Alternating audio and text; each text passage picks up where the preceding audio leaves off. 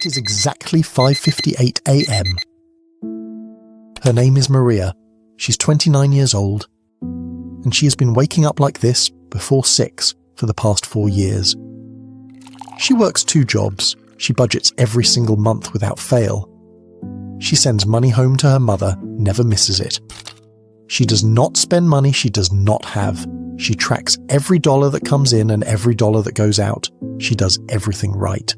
And this morning, like every morning for the past 4 years, she picks up her phone and sees $318 in her account. $318. After 4 years of trying harder than most people you know. By the end of this episode, Maria is going to understand exactly why, and so are you. And then there is Marcus, 34 years old, $74,000 a year, a proper career, a 401k, health insurance, the kind of financial picture that Maria looks at from the bus window and thinks, that person made it. Marcus opens his personal finance spreadsheet. Salary, $74,000 a year. Total savings after 12 years of working, $2,200. Marcus is not doing anything wrong.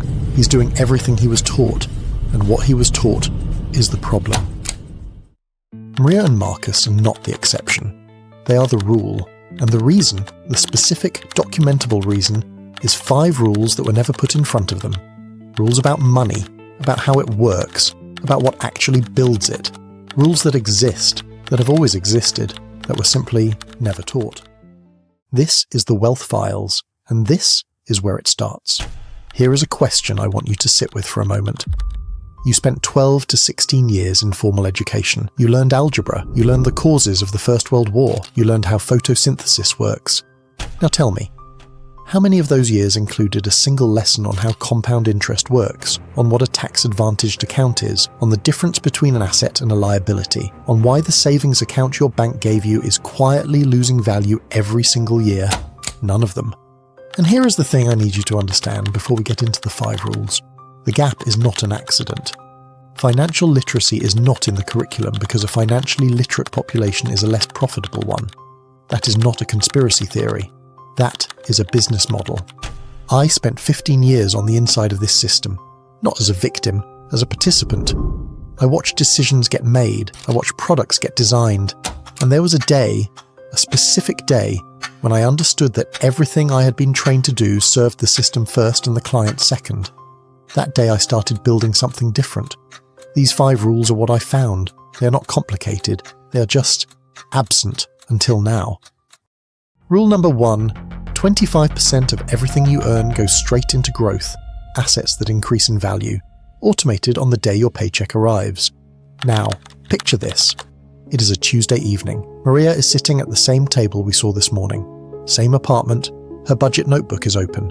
She does this every single month. Same notebook, same table, same ritual. She writes down everything that goes out. Rent. That alone takes almost half of what she earns from Job 1. Groceries, phone, transport, the monthly transfer home to her mother. Then at the very bottom of the page, a line for savings. She writes a number, looks at it, then crosses it out, writes a smaller one, then crosses that out too. Then she closes the notebook. Maria has been doing this for 4 years. The same budget, the same crossed out savings line, and every single month, the savings line ends at 0. Not because she spent it carelessly, because by the time she reached the savings line, there was nothing left to save. What Maria is doing has a name. It is called the leftover method, and it is the most common approach to saving money in the world. Earn money, pay everything else, save whatever is left. Sounds completely reasonable. Sounds responsible even. Here is the problem. The leftovers are always 0. Not sometimes. Not when times are hard. Always. Because there is a principle that is both financial and psychological. Your lifestyle will expand to fill every dollar that is available to it. Every single time. Without exception. Give yourself access to the money, and the money will find somewhere to go. A meal out that was not planned. A subscription you forgot about. Something small that felt fine in the moment. By the end of the month, 0. This is not a discipline problem. This is not a Maria problem. This is what happens when you use a system that was never designed to work.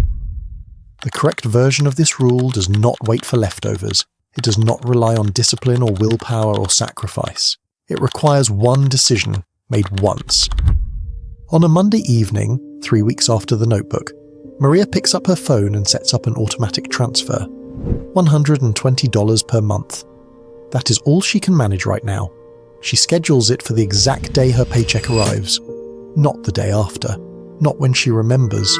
The moment it lands, before she can see it, before the month knows it exists. $120 moves to a separate account.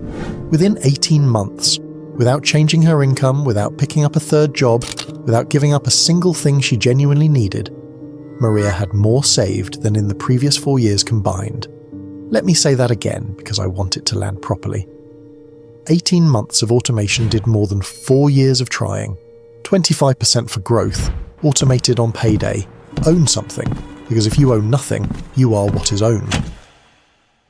Rule 1 is running, but Marcus is still spending 71% of his income on things he forgot he was paying for. Episode 2, we find exactly where it went. But before you click it, if this episode gave you something real, if you saw yourself in Maria or in Marcus, hit subscribe. Every episode in this series builds directly on the last. And if you know someone who wakes up every morning, works hard, does everything right, and still cannot figure out why the number never moves, send them this video. They need it more than they know.